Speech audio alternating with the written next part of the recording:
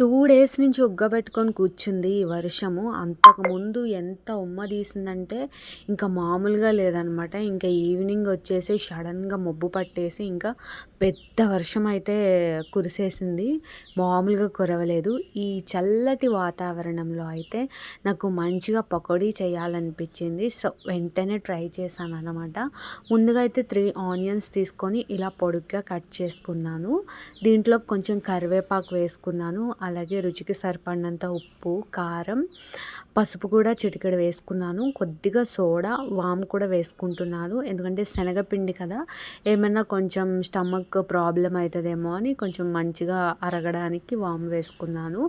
దీంట్లో ఇంకా 2 tea spoons అయితే నేను బియ్యపిండి వేసుకున్నా. కొంచెం క్రిస్పీగా రావడానికి. ఇంకా కలుపుకుంటూ కొంచెం శనగపిండి వేసుకున్నాను. 4 టీ స్పూన్స్ అట్లా పట్టి ఉంటాయి.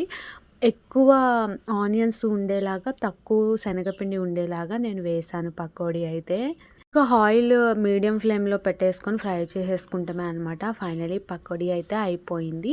ఇది అందరికీ తెలిసిన రెసిపీనే. టేస్ట్ అయితే చాలా బాగుంది. ఈ వీడియో నచ్చితే లైక్ చేయండి.